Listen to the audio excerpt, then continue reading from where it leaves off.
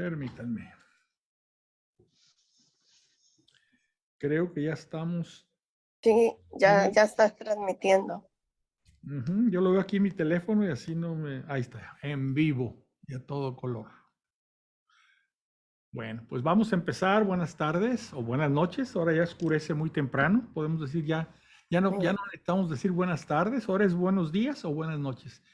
A las 6 de la tarde ya empieza la noche, casi 6:05, empieza a ponerse el sol. Les agradezco que se hayan conectado. Este día hoy vamos a iniciar un nuevo libro. El libro, una de las epístolas, ¿verdad? Ya pasamos los evangelios, vimos el libro de Hechos de los Apóstoles, ahora vamos a ver las epístolas.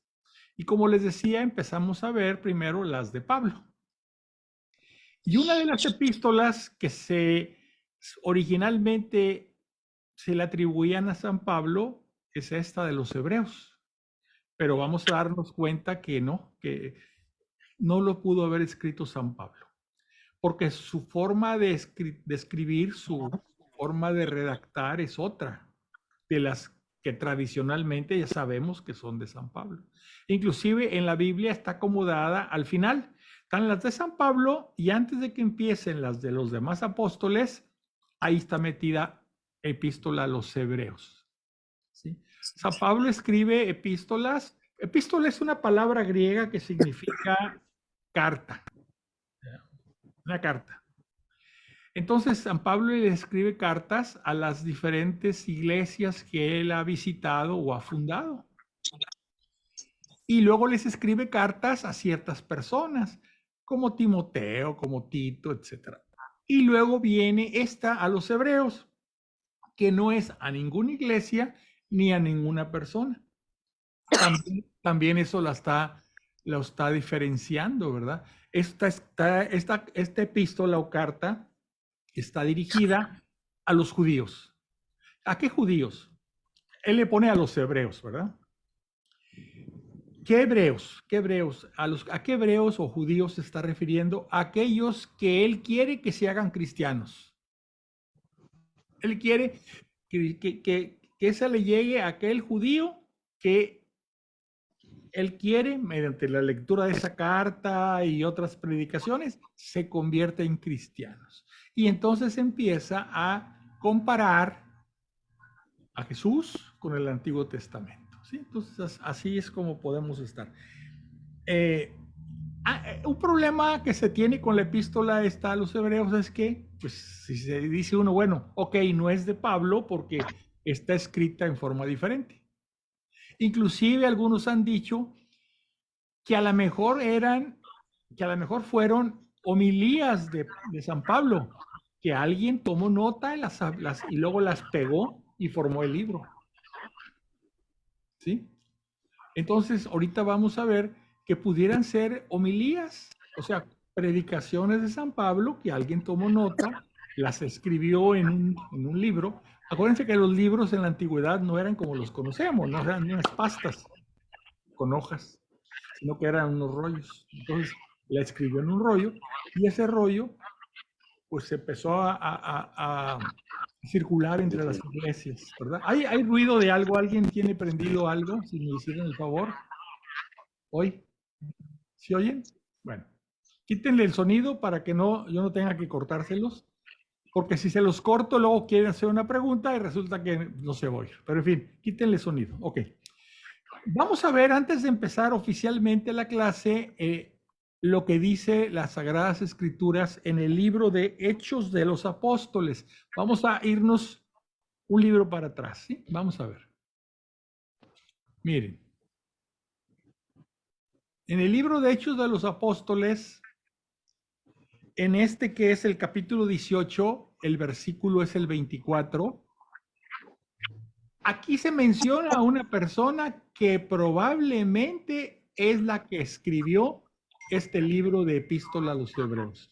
Probablemente él fue. Se los voy a leer. Dice, llegó a Éfeso un judío llamado Apolo. ¿El ruido soy yo o qué será? Bueno, déjame. A ver.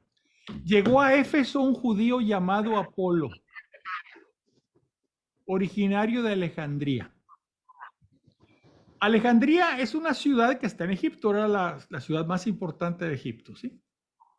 Era un hombre elocuente que dominaba las escrituras. ¿Qué escrituras? Las del Antiguo Testamento. Todavía el Nuevo Testamento no se escribía, o sea, todo el Pentateuco y todos los libros de los profetas era a lo que se refiere esto de escrituras. Entonces dice, hombre elocuente, que o sea, hablaba muy bien y dominaba las escrituras.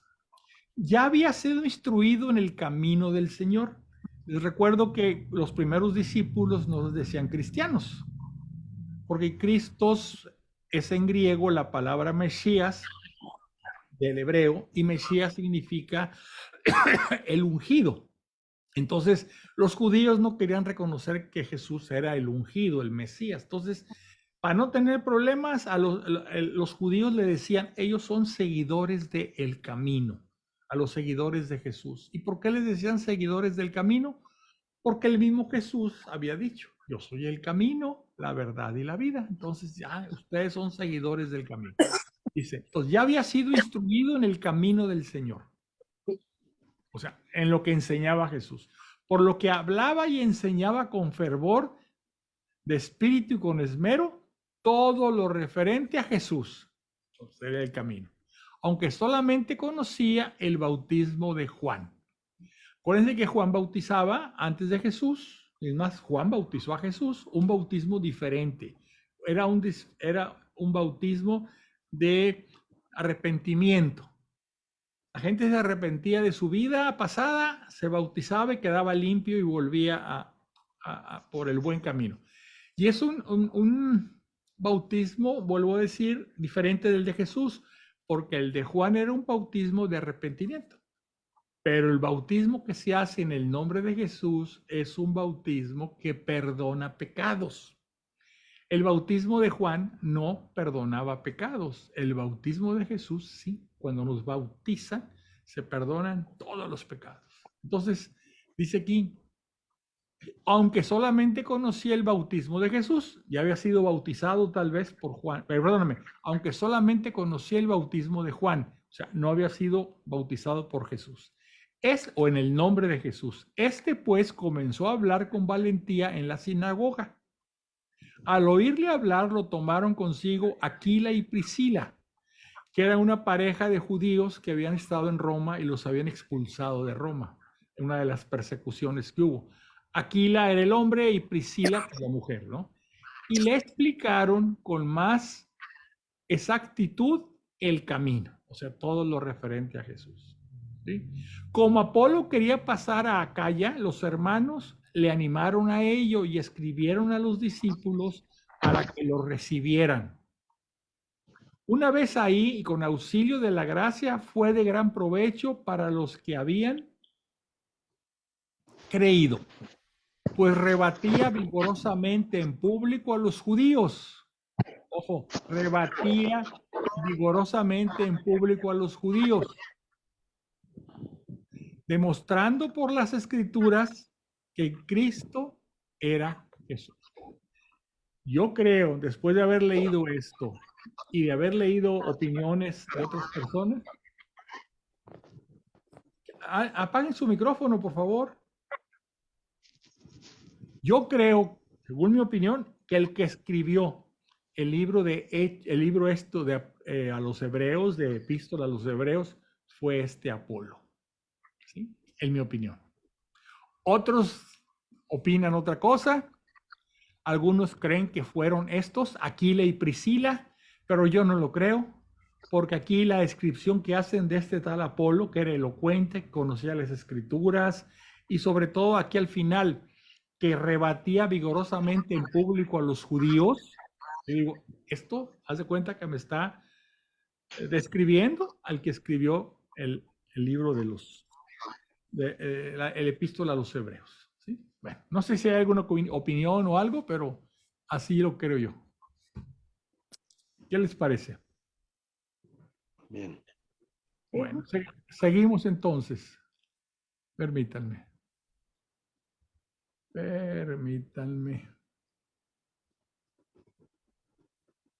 Ya lo silencié. Bueno, que no haya ruido, porque por más que quería que quitaran los ruidos, no se quitaban. Bueno, vamos a empezar como siempre con la oración, ¿verdad? Ahorita esto que les puse aquí fue una especie de botanita o de ambiguo, ¿verdad? Bueno, vamos a empezar con la oración. Espero que la estén viendo. Como les tengo silenciados el micrófono, nomás con que le hagan así, ya sé que lo están viendo, ¿verdad? ¿Ya están viendo la oración? Bueno. Nos ponemos en la presencia del Señor, en el nombre del Padre y del Hijo y del Espíritu Santo. Ven, Espíritu Creador, visita las almas de tus fieles, llena de la divina gracia los corazones que tú mismo has creado. Tú eres nuestro consuelo, don de Dios Altísimo, fuente viva, fuego, caridad y espiritual unción. Tú derramas sobre nosotros los 7 dones, tú el dedo de la mano de Dios. Tú, el prometido del Padre, pones en nuestros labios los tesoros de tu palabra. Enciende con tu luz nuestros sentidos, infunde tu amor con nuestros corazones y con tu perpetuo auxilio fortalece nuestra frágil carne. Aleja de nosotros al enemigo, danos pronto tu paz. Siendo tú mismo nuestro guía, evitaremos todo lo que es nocivo. Por ti conozcamos al Padre y también al Hijo, y que en ti, que eres el Espíritu de ambos, creamos en todo tiempo. Gloria a Dios Padre y al Hijo que resucitó entre los muertos y al Espíritu Consolador por los siglos de los siglos. Amén. Bueno, vamos a empezar. Quiero más decirles algo. Los libros que hemos estado leyendo de las Sagradas Escrituras, por ejemplo, en el Nuevo Testamento, vamos a hablar del Nuevo Testamento, que son los 4 evangelios y el libro de Hechos de los Apóstoles, son libros que relatan cosas, la vida de Jesús, relatan los viajes de Pablo, etc. Lo que vamos a ver ahorita es teología pura. Permítanme. Es teología. O sea, vamos a entrar a ver qué es teología. Teo es Dios, en griego, teo es Dios, logos, tratado, o mejor que tratado le llamamos, ¿cómo le podemos llamar? No discusión, pero sí hablar sobre Dios. ¿Sí? Entonces, teología es hablar sobre Dios. ¿Sí? Hablar sobre un Dios, el único Dios, que nos fue revelado a través de Jesús, a través del Antiguo Testamento y del Nuevo Testamento. Entonces, vamos a hablar qué enseñanzas hay en esa revelación. Como decía, ahorita lo vamos a ver, el cristianismo no es un libro de moral, ni un libro de ética, ni reglas para ser felices en la vida. No. El cristianismo es revelación. Jesús nos revela quién es Dios y qué quiere Dios de nosotros. Eso es, el cristianismo es revelación.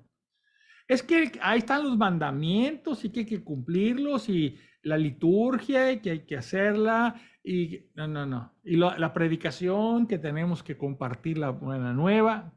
Ok, pero en el fondo, ¿qué es? Revelación.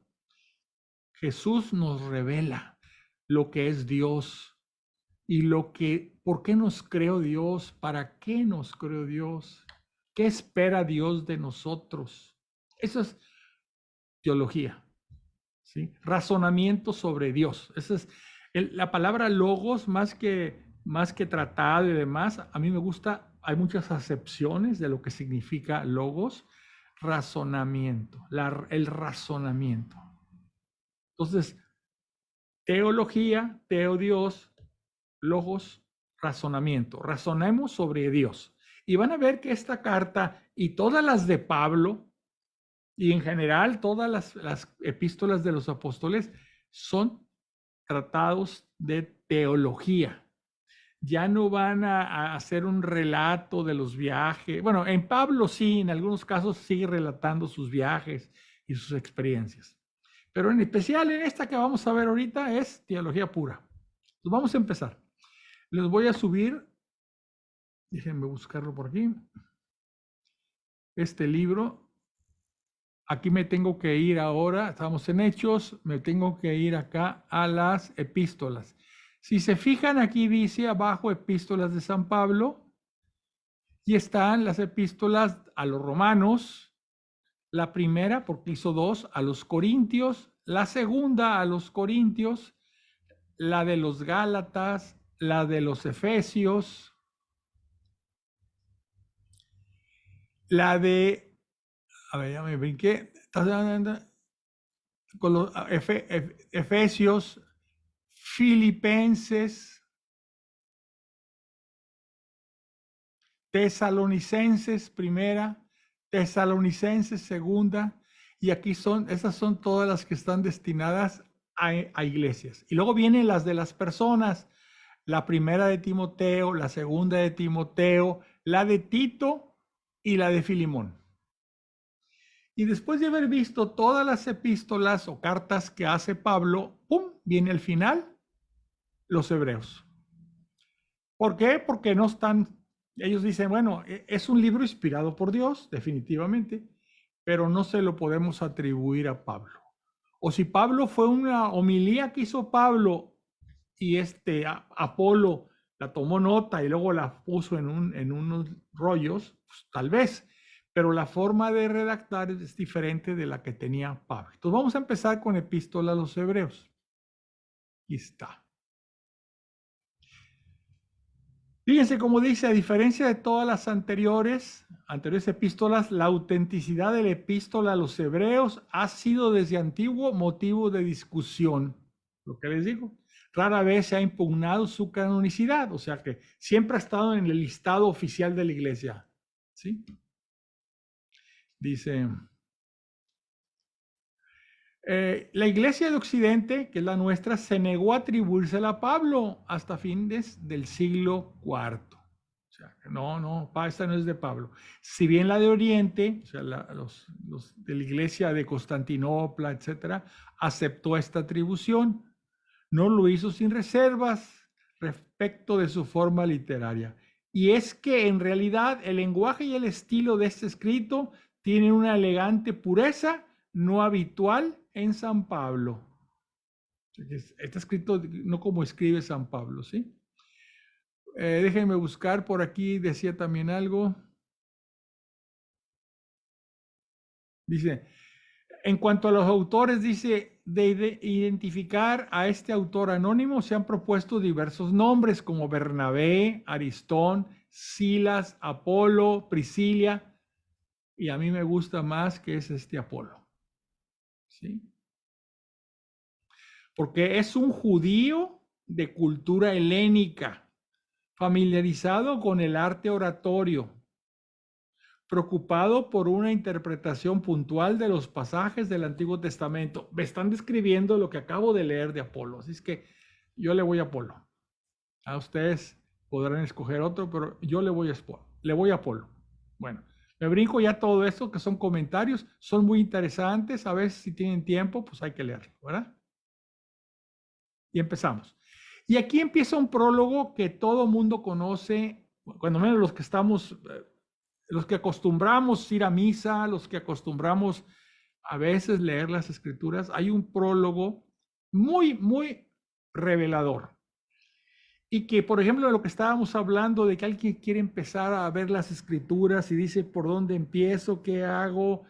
Aquí le explica. Entonces, aquí en Hebreos 1:1 dice, muchas veces y de muchas maneras habló Dios en el pasado a nuestros padres por medio de los profetas. En estos últimos tiempos nos ha hablado por medio del Hijo. Por eso les decía yo, cristianismo es revelación. Primero por medio de los profetas nos habló Dios y ahora nos está hablando Dios a través de su propio Hijo. Nos está revelando. ¿Qué es Dios? ¿Quién es Dios? ¿Qué quiere Dios de nosotros? ¿Por qué nos creó? Dice, vuelvo a repetir para irme de corrido. Muchas veces y de muchas maneras habló Dios en el pasado, en el Antiguo Testamento, a nuestros padres por medio de los profetas. En estos últimos tiempos nos ha hablado por medio del Hijo, a quien instituyó heredero de todo y por quien también hizo el universo. O sea, la creación hecha, la hace Dios, Santísima Trinidad. Pero el Padre, debido al amor y al sacrificio que hizo su Hijo por él, le dice, tú eres el heredero de todo esto, de toda la creación. Él, o sea Jesús, es el resplandor de la gloria de Dios, impronta de su sustancia, y el que sostiene todo con su palabra poderosa. O sea, Dios no solamente creó lo que existe, lo sostiene. O sea, este no es un Dios como algunas religiones han propuesto, un Dios que crea y deja la creación al garete. No, la creación está en las manos de Dios. ¿Sí? Sí, dice, y Él sostiene todo con su palabra poderosa. ¿Quién es la palabra? Pues la palabra es Jesús. ¿Sí? Todo se hizo por la palabra de Dios. Jesús es esa palabra. Y Él, Jesús, sostiene, ¿sí? Todo, sostiene todo con su palabra poderosa. Él, después de llevar a cabo la purificación de los pecados, murió para purificarnos y abrirnos las puertas del cielo, se sentó a la diestra de la majestad en las alturas, o sea, está en el reino, con una superioridad sobre los ángeles. O sea, Él es más que un ángel, tanto mayor cuanto más excelente es el nombre que ha heredado. Solamente por Él nos salvamos. En efecto, ¿a qué ángel dijo alguna vez, Hijo mío eres tú, yo te he engendrado hoy? Solamente Dios Padre se lo dijo a Jesús cuando lo bautizó. Cuando Juan lo bautizó, le dijo, hoy te he engendrado. Y también yo seré para él un padre y él será para mí un hijo. ¿A quién le dijo eso el Padre? A Jesús únicamente. En otro lugar, al presentar a su primogénito al mundo, dice, y adórenle todos los ángeles de Dios. Y de los ángeles dice, haced de los vientos sus ángeles y de las llamas de fuego sus ministros. Pero el Hijo afirma, porque aquí dice, y de los ángeles dice, ¿qué dice Dios de los ángeles? Hace de los vientos sus ángeles y de las llamas de fuego sus ministros. Pero del Hijo afirma, tu trono, oh Dios, por los siglos de los siglos. Y también, el cetro de tu realeza es cetro de equidad. Amaste la justicia y aborreciste la iniquidad. Por eso te ungió, oh Dios, tu Dios con óleo de alegría. A ver. Por eso te ungió, oh Dios, tu Dios con óleo de alegría entre tus compañeros. También dice, tú al comienzo, oh Señor, pusiste los cimientos de la tierra y obra de tu mano son los cielos. Está hablando de Jesús. Ellos perecerán, mas tú permaneces. Todos como un vestido envejecerán, como un manto los enrollarás y como un vestido, y serán cambiados. Pero tú eres el mismo y tus años no tendrán fin. ¿Y a qué ángel dijo alguna vez, siéntate a mi diestra hasta que ponga a tus enemigos por escabel a tus pies? Está hablando de la superioridad de Jesús sobre cualquier otra criatura espiritual o angelical. ¿No son todos ellos espíritus servidores con la misión de asistir a los que han de heredar la salvación? Aquí está diciendo que son los ángeles. Los ángeles no son todos ellos espíritus servidores con la misión de asistir a los que han de heredar la salvación. Esos son los ángeles, espíritus servidores. Dios los ha mandado para ayudarnos a nuestra salvación. Son espíritus servidores con la misión de asistir a los que han de heredar la salvación, nosotros. Bueno, ¿vamos bien? Permítame. Permítame. Ok, vámonos al 2. Como ven, es una teología, o sea, no es algo para leer de recorridito, hay que pensar, pensar, pensar, razonar, por eso es teología. Por tanto, es preciso que prestemos mayor atención a lo que hemos oído para que no nos extraviemos. O sea, hay que poner atención. Pues si la palabra promulgada por medio de ángeles obtuvo tal firmeza legal que cualquier transgresión y desobediencia recibió justo castigo, ¿cómo saldremos absueltos nosotros si descuidamos tan grande salvación? O sea, si a veces Dios nos manda a través de ángeles mandamientos y hay que cumplir, pues mucho más ahora cuando el que nos habla es Cristo. El propio Señor comenzó a anunciar esta salvación luego que fue confirmada por la palabra de quienes la oyeron. Por su parte, Dios la confirmó con signos y prodigios, o sea, los milagros que hizo Jesús para confirmar todo lo que Él nos platicaba, lo que nos comunicaba, lo que nos revelaba. Por su parte, Dios la confirmó con signos y prodigios, con toda suerte de milagros y dones del Espíritu Santo, repartidos según su voluntad. En efecto, Dios no sometió a los ángeles el mundo venidero. O sea, Dios no sometió a los ángeles el mundo venidero del que estamos hablando. O sea, el después del tiempo, después del fin del mundo. No.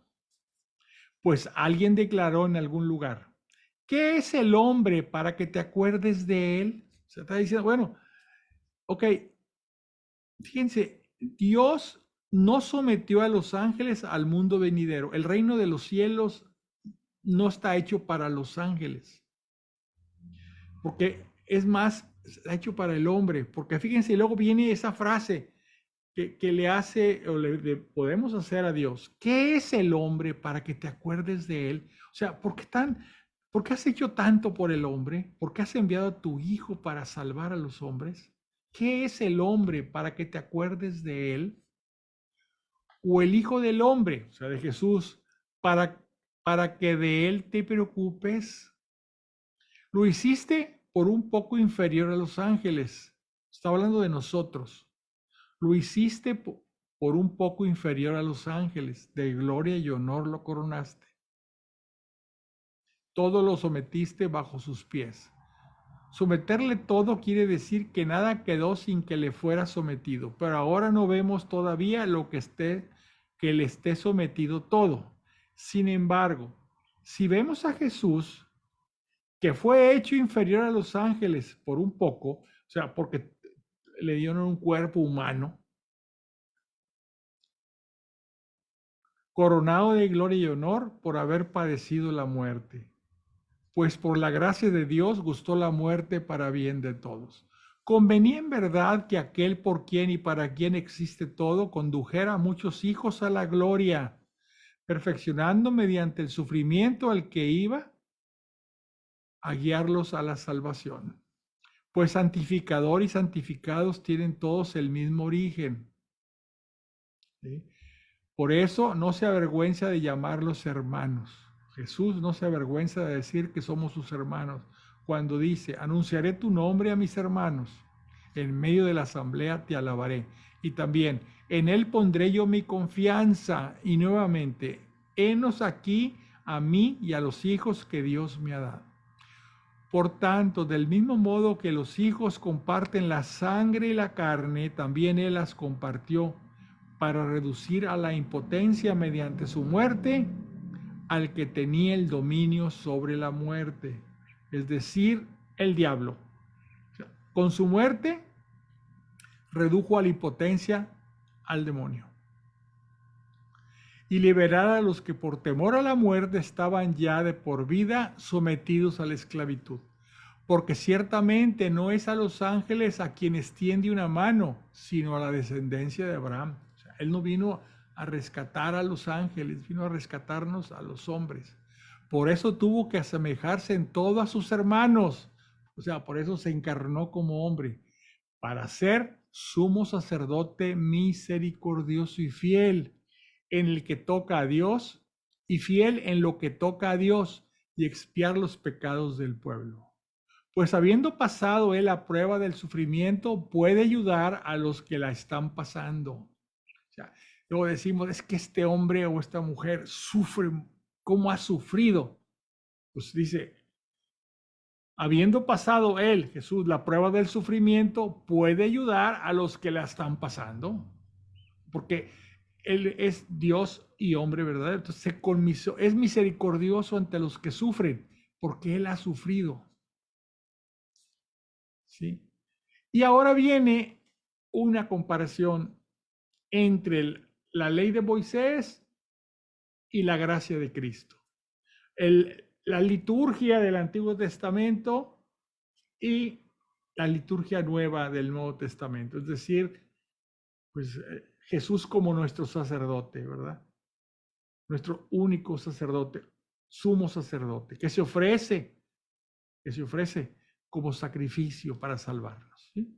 Y los del Antiguo Testamento, pues que lo que hacían era ofrecer sacrificios de animales. Pero acá el que se está ofreciendo es el mismo Jesús. Cristo superior a Moisés. Por eso empieza con este parrafito. Por tanto, hermanos santos, partícipes de una vocación celestial. O sea, todos estamos destinados a la santidad y al cielo. Considerar al apóstol y sumo sacerdote de nuestra confesión, a Jesús. O sea, Jesús es nuestro sumo sacerdote, que es fiel al que le instituyó. ¿Quién lo instituyó? El Padre. Como lo fue también Moisés en toda su casa. O sea, también Moisés fue sumo sacerdote. Pues ha sido juzgado digno de una gloria superior a la de Moisés. O sea, el sacerdocio de Cristo es superior al de Moisés. Pues ha sido juzgado digno de una gloria superior a la de Moisés. Del mismo modo que la dignidad del constructor de la casa supera a la casa misma. O sea, Dios es el constructor. Moisés es la casa. ¿Quién es mayor? Pues el constructor. Porque toda casa tiene su constructor, mas el constructor de todo es Dios. Ciertamente Moisés fue fiel en toda su casa como servidor. Fue fiel a todo lo que le ordenaba Yahvé Dios, para atestiguar cuánto había de anunciarse. Pero Cristo lo fue como hijo al frente de su propia casa, que somos nosotros, si es que mantenemos la confianza y vivimos orgullosos de nuestra esperanza. Somos la casa de Cristo. Dice, por eso, como dice el Espíritu Santo, si hoy escucháis su voz, no endurezcáis vuestros corazones, como cuando le irritaron el día de la prueba en el desierto, cuando vuestros padres me pusieron a prueba y me tentaron después de haber visto mis obras. ¿Cuándo fue esto de poner a prueba a Dios en el desierto? Pues cuando tenemos hambre, tenemos sed. ¿Cómo nos traes, Moisés, a estos lugares desiertos donde nos vamos a morir de hambre? ¿Sí? En los judíos de ese tiempo, los israelitas de ese tiempo, endurecieron su corazón y hablaron contra Moisés, y hablaron contra Aarón, y hablaron contra Dios. Lo irritaron a Dios. Y fue cuando les manda, para que ya no estén ahí ellos hablando, les manda el maná, les manda las codornices y hace que Moisés haga brotar agua de una roca. Dice, cuando vuestros padres me pusieron a prueba y me tentaron después de haber visto mis obras durante 40 años, que fue el tiempo que los trajo dando vueltas. Por eso me irrité contra aquella generación. ¿Sí? Acuérdense que lo que dijo, esta generación no va a entrar en la tierra prometida. Entonces, por eso los trajo 40 años dando vueltas hasta que toda la generación de los que habían salido de Egipto hubieran muerto. Y ya los que nacieron durante el desierto, esos son los que entraron en la tierra prometida. Dice, por eso me irrité contra aquella generación y pensé, siempre andan extraviados. Sus corazones no reconocen mis designios. Por eso juré con ira, no entrarán en mi descanso. O sea, no entraron en la tierra prometida. Hermanos, preocupaos de que nadie entre vosotros tenga un corazón malo e incrédulo que le aparte del Dios vivo. Antes bien, exhortaos mutuamente día a día, día a día, mientras resuene este hoy. O sea, ahorita, para que ninguno de vosotros se endurezca seducido por el pecado. Somos en verdad compañeros de Cristo, a condición de que mantengamos firme hasta el fin la posición del comienzo. En la frase, si hoy escucháis su voz, no endurezcáis vuestros corazones como cuando le irritaron. ¿Quiénes son los que le irritaron? Después de haberle oído, ¿no fueron en realidad todos los que salieron de Egipto, guiados por Moisés? ¿Y contra quienes se indignó durante 40 años? ¿No fue acaso contra los que pecaron, cuyos cadáveres cayeron en el desierto? ¿Y a quienes juró que no entrarían en su descanso, sino a los que no creyeron? Así vemos que no pudieron entrar a causa de su incredulidad. Por eso les decía, antes de empezar a leer esta carta, en la introducción de hace una semana que les empecé a platicar, de 2 semanas que íbamos a ver este libro, que quería leerlo de inmediato, este libro, porque acabamos de ver el libro del Éxodo, el Génesis y el Éxodo, el Números, el Deuteronomio, etcétera, donde se ve todo esto. Entonces, al estar leyendo esto que dice la epístola a los hebreos, nos estamos acordando de cuando leímos todo esto que aquí está comentando el escritor, ¿verdad? Cómo le reclamaban a Dios que por qué los había llevado al desierto y cómo Dios se enojó y dijo, ninguno va a entrar a la tierra prometida. Bueno, 4. Vivamos pues precavidos, no sea que estando como está en vigor la promesa de entrar en su descanso, alguno de vosotros llegue rezagado.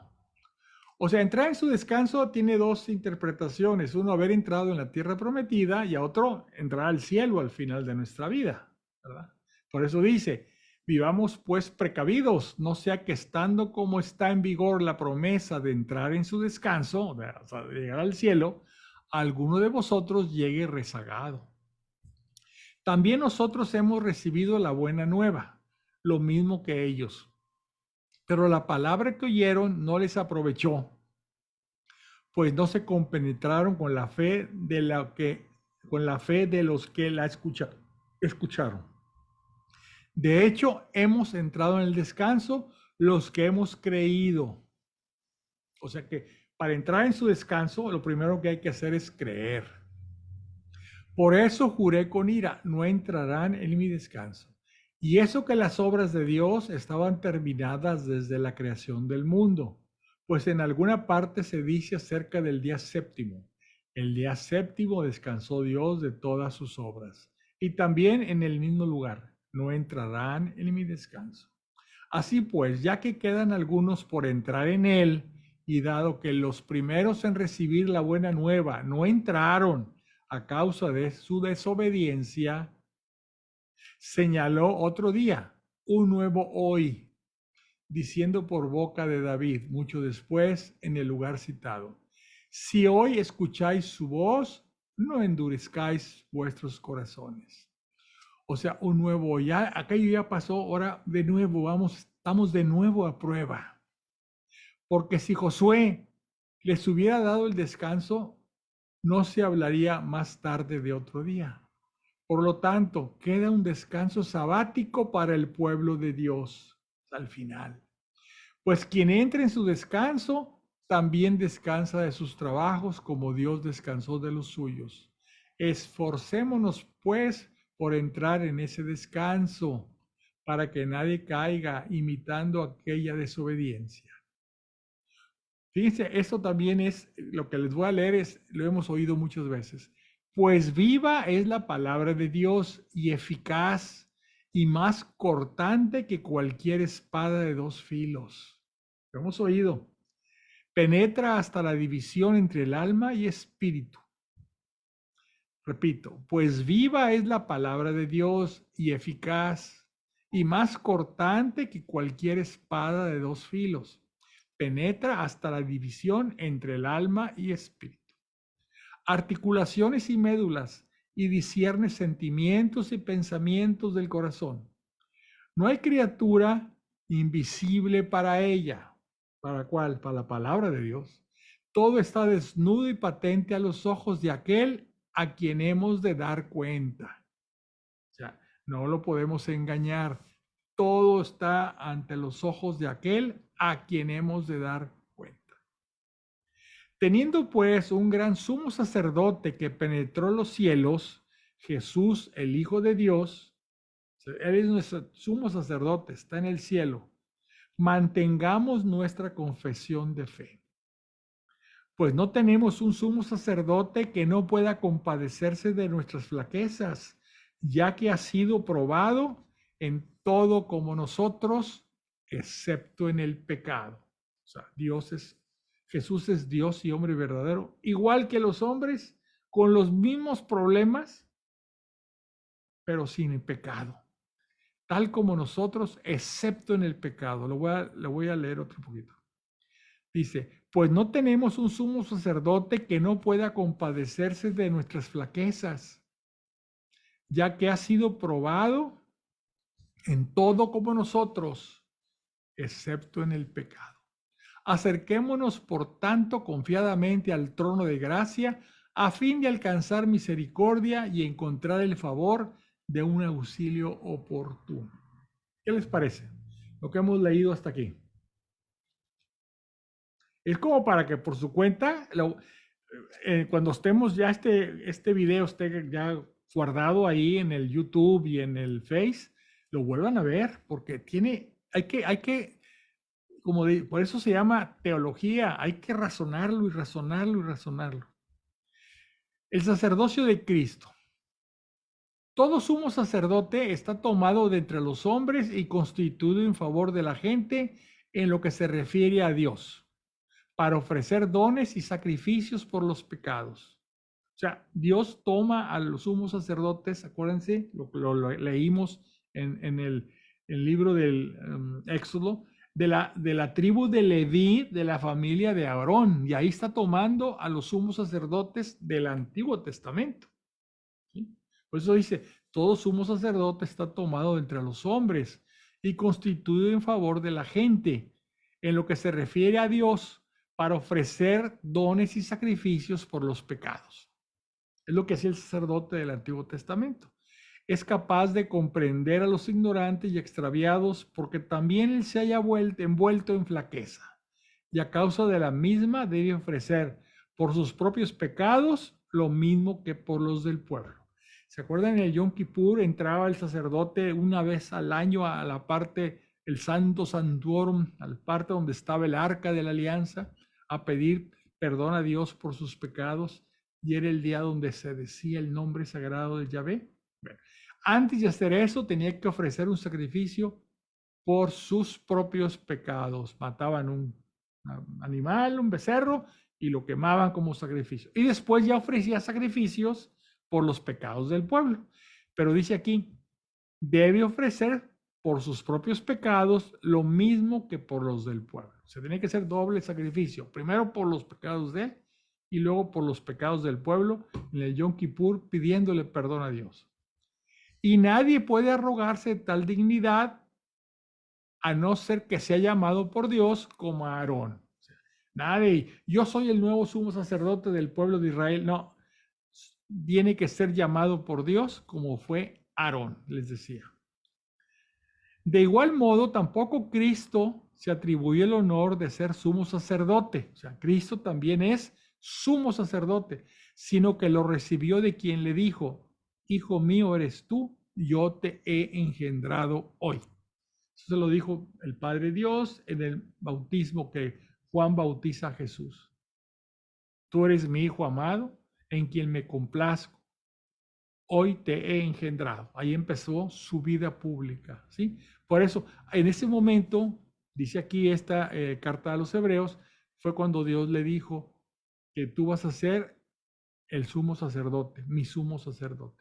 Dice, de igual modo tampoco Cristo se atribuyó el honor de ser sumo sacerdote. O sea, él no dijo, yo soy el sumo sacerdote, no. El Padre Dios le dijo, él fue el que lo nombró, porque dice, sino que lo recibió, el honor de ser sumo sacerdote, sino que lo recibió de quien le dijo, el Padre, hijo mío eres tú, yo te he engendrado hoy. También dice en otro lugar, tú eres sacerdote para la eternidad, a la manera de Melquisedec. Melquisedec fue aquel sacerdote cuando Abraham, después de, lo vimos en el Antiguo Testamento, por eso era importante ver esta carta a los hebreos antes de que se nos olvide el Antiguo Testamento. Hebreos, digo, Abraham persigue a los que habían secuestrado a Lot y luego vence a los reyes que lo atacaron, ¿sí? Y pasa por Jerusalén y ahí encuentra un sumo sacerdote que le ofrece pan y vino como pensando ya en el sacrificio de la Eucaristía. Claro, el sacerdote le ofrece a Abraham pan y vino, ¿sí? Como un sacerdote, ¿verdad?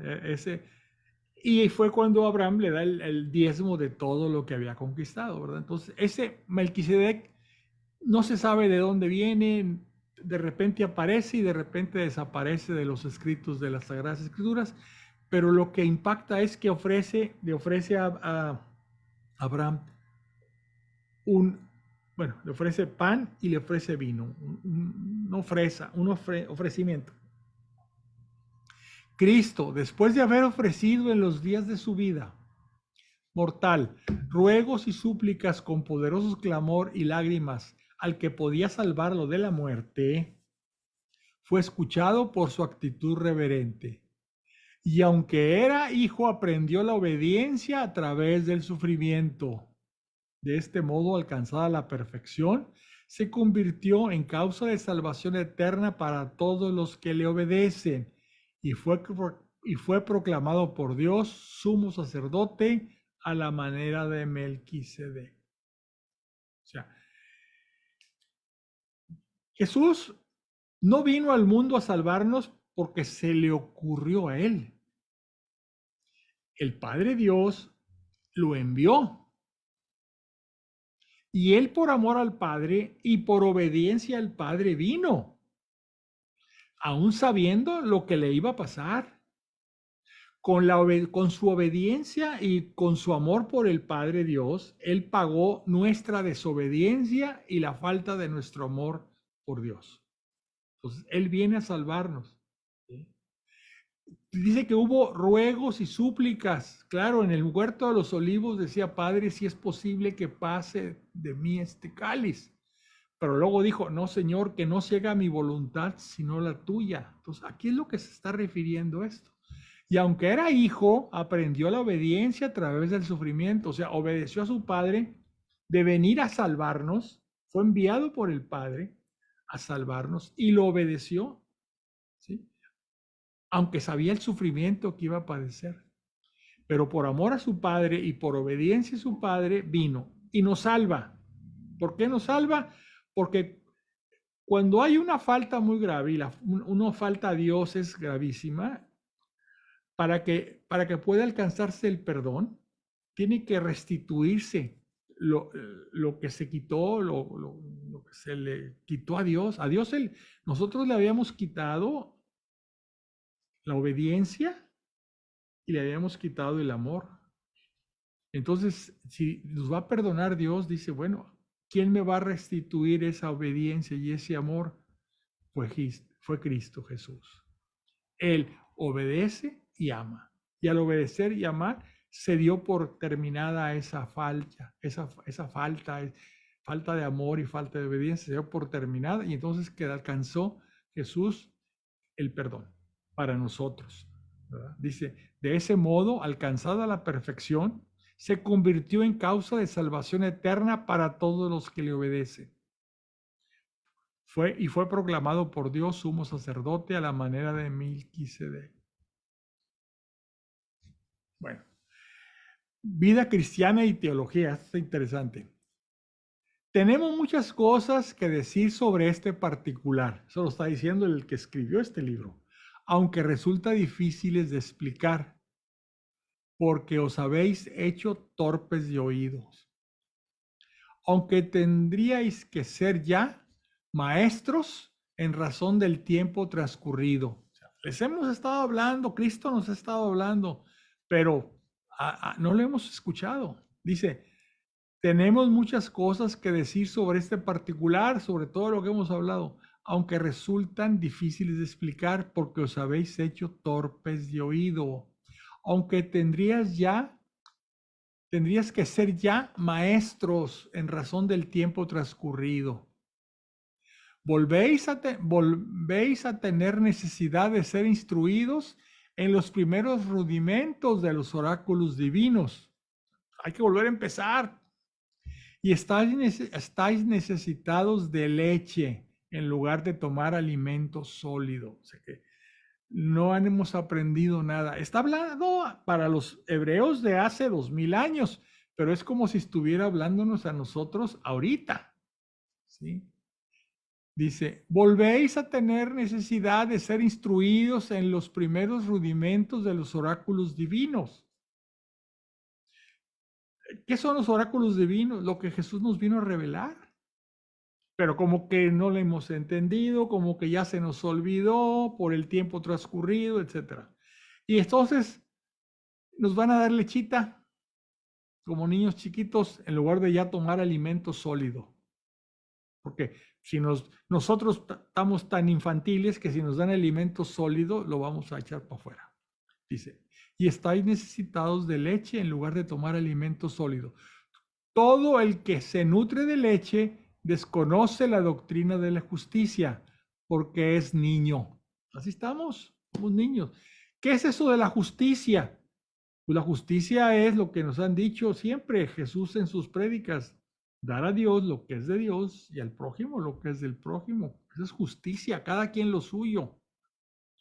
Y por justicia Jesús tuvo que sacrificarse por nosotros porque había que restituirle al Padre lo que le hemos negado, nuestro amor y nuestra obediencia. Entonces, para que se haga justicia, Jesús tuvo que sacrificarse por nosotros, obedecer al Padre y darles todo su amor. En cambio, el manjar sólido es propio de adultos. Pues espero que seamos nosotros. Es decir, de aquellos que por la costumbre tienen las facultades ejercitadas en el discernimiento del bien y del mal. Se supone que si ya somos adultos, nosotros podemos discernir si está algo bien o está mal, ¿verdad? Ya estamos, dice aquí, el manjar sólido es propio de adultos, es decir, de aquellos que por la costumbre tienen las facultades ejercitadas. O sea, ya no somos niños, hemos aprendido y hecho cosas ya de adultos. Tienen las facultades ejercitadas en el discernimiento del bien y del mal. Discernir es separar que esto está bien y esto está mal. Plan del autor. ¿De cuál autor? Pues el que escribió el libro. Por eso, dejemos aparte la enseñanza elemental acerca de Cristo. O sea, ya le hemos hablado mucho de lo más elemental de Cristo. Dice, elevémonos a lo perfecto. Ya hemos hablado mucho de lo elemental, ¿verdad? Que nos vino a salvar, que todo lo que hemos analizado y estudiado en los evangelios. Dice ahora, elevémonos a lo perfecto. No vamos a reiterar los temas fundamentales del arrepentimiento de las obras muertas y de la fe en Dios. Eso ya lo hemos visto muchas veces, temas fundamentales. No vamos a reiterar los temas fundamentales del arrepentimiento de las obras muertas. ¿Cuáles son las obras muertas? Aquellas que se hacen sin fe. Y dice, sin fe tus obras son muertas. ¿Sí? Y de la fe en Dios. O sea, que hay que ver que hay que tener fe y hacer obras. Eso ya lo dice aquí. No vamos a reiterar esos temas. Y de la fe en Dios. De la instrucción sobre los bautismos. También ya hemos hablado mucho del bautismo que perdona pecados, que nos hace nacer de nuevo, etc. y de la imposición de las manos. También aquello de que te imponen las manos para el Espíritu Santo venga a ti, ya no vamos a hablar de eso. De la resurrección de los muertos y del juicio eterno. Ya. Todo eso ya no lo vamos a reiterar, ya le hemos hablado mucho. No vamos a reiterar los temas fundamentales, esos temas ya se han visto. Dice, por eso dejemos aparte la enseñanza elemental acerca de Cristo. ¿Sí? Dice, así procederemos con la ayuda de Dios. Es imposible que cuantos fueron una vez iluminados, gustaron el don celestial y fueron hechos partícipes del Espíritu Santo, saborearon las buenas nuevas de Dios y los prodigios del mundo futuro, y a pesar de todo cayeron. Es imposible, digo, que se renueven otra vez, pues están crucificando de nuevo al Hijo de Dios y exponiéndolo a la pública infamia. O sea, ¿quiénes? Los que ya fueron iluminados por el Espíritu Santo, ya saborearon las buenas nuevas y los prodigios y todo esto, pero a pesar de todo cayeron. Estos que cayeron, a pesar de todo lo que ya hemos leído aquí, dice, están crucificando de nuevo al Hijo de Dios y exponiéndolo a la pública infamia. Pensemos que la tierra que recibe frecuentes lluvias y produce buena vegetación, para los que la cultivan, participa de la bendición de Dios. Por el contrario, el que produce espinas y abrojos es desechada. La maldición está cerca y terminará por ser quemada. O sea, la tierra que recibe frecuentes lluvias y produce buena vegetación para los que la cultivan, ese participa de la bendición de Dios. Pero de vosotros, queridos, esperamos cosas mejores y conducentes a la salvación, a pesar de lo que acabamos de decir. Ahora dice, bueno, ok, pero ustedes son diferentes. Porque Dios no es tan injusto que se olvide de vuestras obras y del amor que habéis mostrado en su nombre, de los servicios que habéis prestado y seguís prestando a los santos. O sea, para ustedes esperamos cosas mejores. Deseamos, no obstante, que cada uno de vosotros siga manifestando hasta el fin la misma diligencia para que se realice plenamente la esperanza. Y no seáis indolentes, imitad más bien a quienes, mediante la fe y la perseverancia, heredan las promesas. Cuando Dios hizo la promesa a Abraham, no teniendo otro mayor por quien jurar, juró por sí mismo, diciendo, te colmaré de bendiciones y te multiplicaré sin medida. Y Abraham, perseverando de esta manera, alcanzó la promesa. Los hombres suelen jurar por uno superior y entre ellos el juramento es la garantía que pone fin a todo litigio. Por eso Dios, queriendo mostrar más plenamente a los herederos de la promesa la inmutabilidad de su decisión, utilizó el juramento para que mediante dos cosas inmutables por las cuales es imposible que Dios mienta, nos veamos más sólidamente animados los que buscamos un refugio en Dios, haciéndonos a la esperanza que nos ha dado. Bueno, vamos a hacer apuntar aquí, nos quedamos en el 18. Bueno. ¿Qué les parece lo que han oído hasta ahorita? Quisiera comentarios porque de eso se trata la teología, razonar. Pues muy interesante, definitivamente. Van confirmando cada una de las enseñanzas, ¿no? Sí. O sea, eso de que vuelvan a tomar leche, pues es más claro que el agua, ¿no? O sea, sí, son niños y tienen que volver a aprender. O sea, es muy profundo, eso, como dices tú. Ustedes, Nosotros queremos alimento sólido, ya, ¿verdad? Ya, lo que hemos oído tanto, ya, vamos a oír otras cosas. Y es lo que nos va a enseñar esta carta a los hebreos, cosas más elevadas que lo que ya hemos visto como niños, ¿verdad? Como niños que nos prepararon para la primera comunión, ya esto quedó, vamos más adelante. Ahora vamos a comer alimento sólido. Ya estamos listos, ya somos adultos, ¿verdad? Entonces, esta carta es por eso es tan importante. Y es teología pura. O sea, aquí no me estás relatando que vino el apóstol y viajó y que le dijo y que... No. Aquí está sacando, que está exprimiendo el jugo. Un jugo, ¿verdad? Y es importante. Yo no lo vamos a entender de un solo... Lo ideal sería que lo leyeran en lo individual en su Biblia de Jerusalén, ¿verdad? Así como lo hemos estado leyendo. Y subrayen. Es la única forma, subrayen las frases interesantes que las hemos oído n número de veces. Subrayenlas. Y óiganlas, vuelvan a oír el video y lo demás.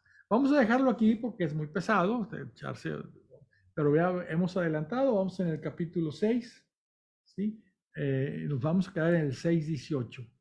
Ahí el 18. Bueno, no sé si hay algún otro comentario, ya nos llegó la hora. ¿No?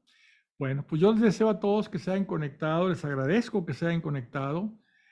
Les deseo a todos paz y bien. Los invito para la próxima semana, donde estaremos viendo Antiguo Testamento. Estamos viendo el libro de Samuel, primer libro de Samuel, y estamos ya viendo a David, que va a ser el rey David.